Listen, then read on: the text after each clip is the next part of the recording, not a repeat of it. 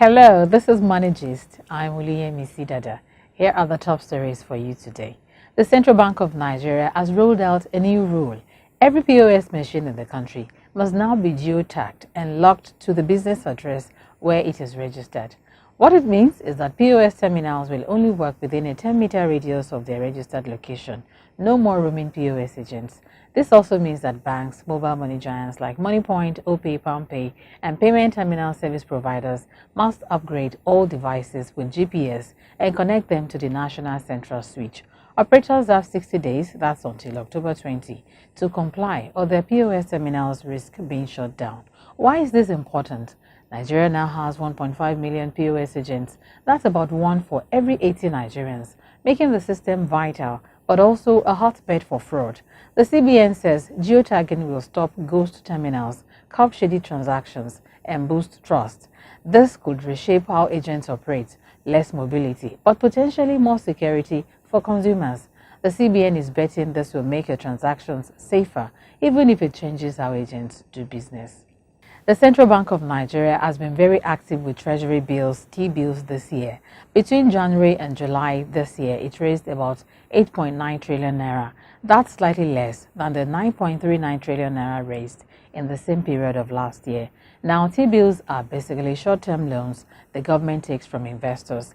They're considered safe, low risk, and a popular way for people and institutions to protect their money against inflation. In fact, demand for them has been huge. CBN offered around 7.17 trillion naira worth of T-bills in the first 7 months of this year, almost 60% more than what it offered last year. But investors actually subscribed for over 24 trillion naira, way more than the bank needed. So about 15.7 trillion naira in bids got rejected. Because of this strong demand, CBN started reducing interest rates on T-bills. For example, the 91-day bill dropped from 18% in January to 15% in July. The 182-day bill went from 18.5% to 15.5%.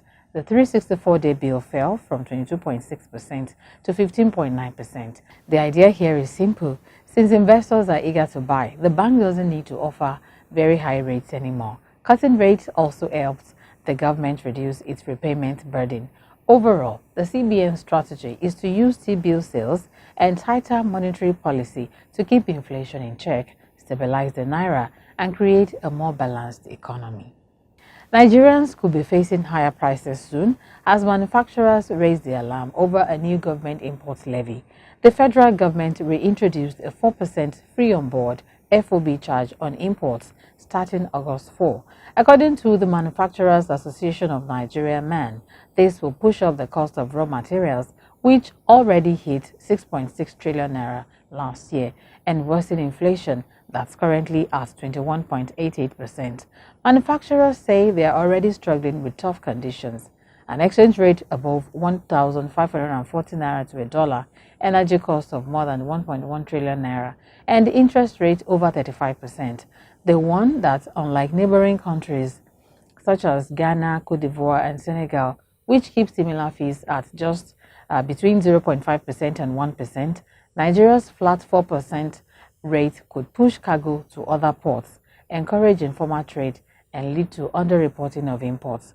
To make matters worse, MAN says glitches in customs Odogu platform have delayed cargo clearance, caused higher demurrage, and left some factories without stock.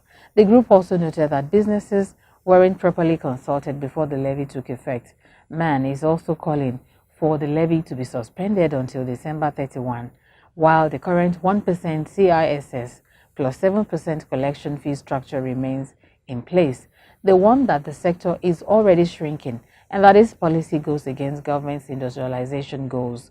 On his part, Customs boss Adewale Adeniyi says the 4% charge is actually meant to simplify things. Instead of multiple levies, importers will now pay one flat fee, the 4% FOB, with no other charges added.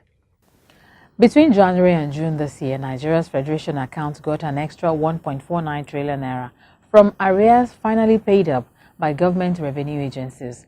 The payments came from the usual big players, NNPC, FRS, NUPRC, and others, who cleared part of the money they'd been holding back. On average, that's about 248 billion naira every month flowing into the ports that are shared by the federal, state, and local governments. January led the pack with 367.4 billion naira remitted. June alone brought in 213.37 billion naira, made up of dollar payments like FIRS's petroleum tax arrears and naira royalties, mostly from NUPRC. But here's the catch. While 1.49 trillion naira has been received, report says much bigger mountain of arrears, about 6.7 trillion naira, is still outstanding. Most of it is linked to NNPC and joint reconciliations with other agencies. And that's not even counting another 2.5 trillion naira dating back before mid-2023, which is still being reviewed. For years, FARC allocations have been shortchanged due to underpayments and delays, especially by NNPC. These reconciliations are government's way of plugging leaks and making agencies more accountable. So while the inflows are good news for Nigeria's strained finances, the bigger challenge is whether the outstanding trillions will actually be recovered. The federal government has rolled out a new medium-term debt management strategy 2024 to 2027, basically a roadmap to keep borrowing under control, protect the economy, and make the local debt market stronger. What's changing? Nigeria's debt to GDP ceiling set at 60% by 2027. It is currently at 52.25%. Interest payments won't go beyond 4.5% of GDP. Sovereign guarantees capping at 5% of GDP. It is currently now at 2.09%. Shift in debt mix, 55% domestic, 45% external to cut forex risks. Longer repayment cycles, minimum 10 years maturity. Forex debt share reduced to 45%, down from current 51.7%. No more than 15% of debt maturing in 1 year. Why this matters? It reassures investors, rating agencies, and partners that Nigeria is serious about responsible borrowing and fiscal discipline. In short, borrow smart, pay back easier, keep risks low. President Bola Tinubu has approved the removal of the 5% excise duty on telecom services. Announced by the NCC boss, Dr. Aminu Maida, the move is part of the government's tax reform agenda, making it cheaper to do business and encouraging growth. What this means is that telecom operators get breathing space from heavy costs. More money can now go into network expansion, 5G rollouts, and service upgrades. It supports digital inclusion by bringing better connectivity to rural areas and strengthens Nigeria's digital economy, which already contributes 13% plus to GDP. For context, the 5% duty was introduced by the last administration, but widely criticized for piling extra costs on operators already struggling with forex issues, inflation, and rising energy bills. Now, with costs stabilizing and profits recovering, scrapping the duty will boost efficiency, attract new investment, and improve service quality for millions of Nigerians. And that's a wrap for now. See you in the next one. I'm Oluyemisi Dada.